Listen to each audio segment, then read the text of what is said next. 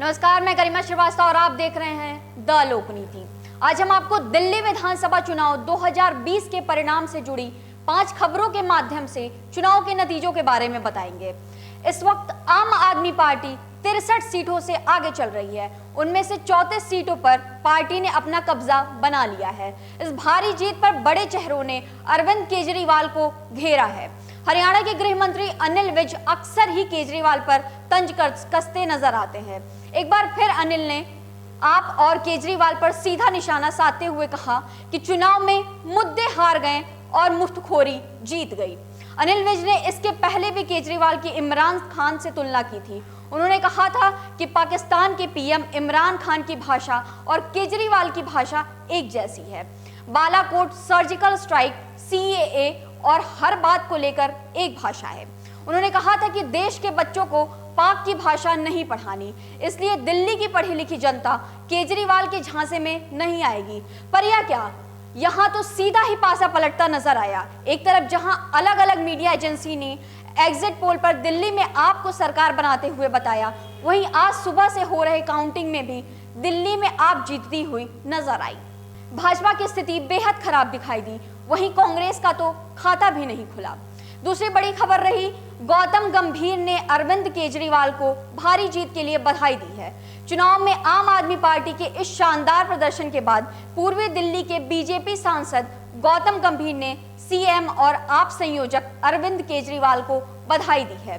गौतम गंभीर ने कहा कि आम आदमी पार्टी के अरविंद केजरीवाल, राघव चड्ढा, आतिशी मरलेना और अमानतुल्लाह खान जैसे प्रमुख नेता अपने अपने प्रतिद्वंद्वी पर बढ़त बनाए हुए हैं। अरविंद केजरीवाल और दिल्ली की जनता को बधाई। उन्होंने आगे कहा कि मुझे उम्मीद है कि मुख्यमंत्री अरविंद केजरीवाल के नेतृत्व में दिल्ली विकास की नई ऊंचाइयों को छुएगी।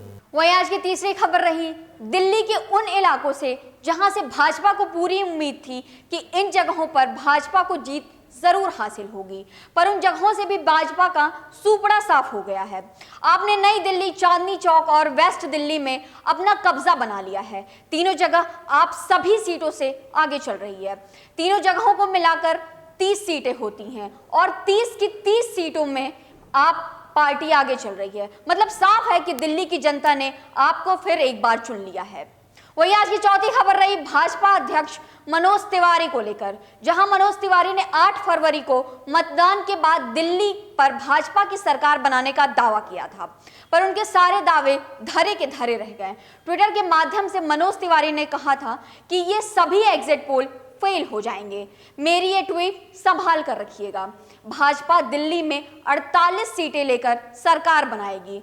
कृपया ईवीएम को दोष देने का अभी से बहाना ना ढूंढे। पर यह क्या, मनोज तिवारी की बातों का रुख तो दिल्ली की जनता ने बदल दिया। ट्विटर पर सुबह से रुझान आने के बाद मनोज तिवारी जमकर ट्रोल हुए। लोगों ने उनके ट्वीट को रीट्वीट करते हुए कहा कि करवा ली बेइज्जती।